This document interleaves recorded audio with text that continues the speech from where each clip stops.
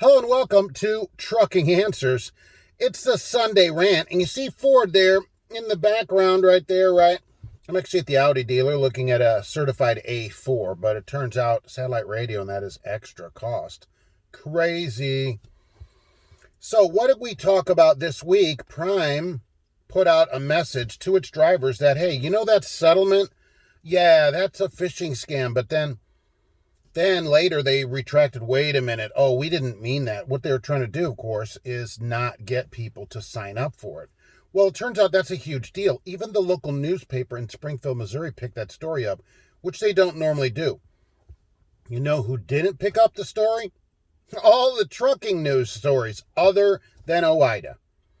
That's where I saw it, and then I saw it in the newspaper there. But other freight waves, award-winning coverage of what? Of what? People cutting their toenails? Of what? This is a huge deal when the largest carriers in the country tells drivers something that's not true and then won't officially retract it. They have the same manager send another message out to retract it. Not an official message, not anything. The plaintiffs end up having to go to court to force Prime, they're trying to force Prime to officially retract it. I looked at their Facebook page again today. Nothing. Now, they're still selling their masks. Still selling you a mask. Nothing. This is always amazing, and this is something you should consider. All these news sources, right, what do they want? Just ad money. And who puts it out? Companies that need drivers. Mostly garbage companies because they can't get anybody to come and work for them. So they got to run ad after ad after ad. You start talking bad about them, they're not going to give you any ad money, are they? Could that be it? It could be, couldn't it? I'm sure they'd say, oh, well, we had no idea what it... Well, how does an award-winning news source not have any idea? How does CDL Live, Transport Top, all these... It wasn't anywhere. I couldn't find it anywhere except Landline, which is OOIDA. Okay, that's where I found this story. That they sent a message to 40,000 drivers denying that the very thing they agreed to is real.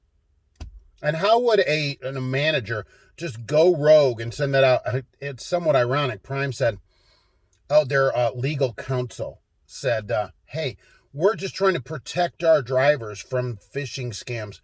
Right. They're trying to protect their drivers. That's hilarious. That is hilarity to the nth degree. I will tell you that.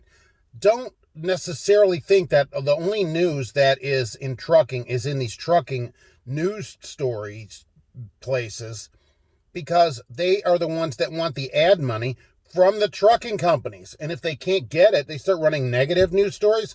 Well, Prime doesn't give me any money. I'm sure they don't like me. So that's the thing, that they have to have that ad money. Otherwise they close. So counting on them to get the real story out is not great. And I know they know the story because the original settlement, which came out Monday, was everywhere. All these sources put that out. But then the next day, when we find out all these messages are back and forth, silence. Just complete silence, right? They just break their way right out of it. So that's really something. Keep that in your thoughts and thoughts and prayers, I guess, for all these news sources to possibly get somebody out there to actually report actual news rather than only reporting things that gets them ad revenue, especially at an award-winning news site. All right, so that's the story for today. It's kind of rainy out today, so don't forget about the new live show. It can't be an old live show because it wouldn't be live. 12:30 p.m. Eastern time tomorrow, right here on the same bat channel at the same bat time. We will see you there. I thank you for watching.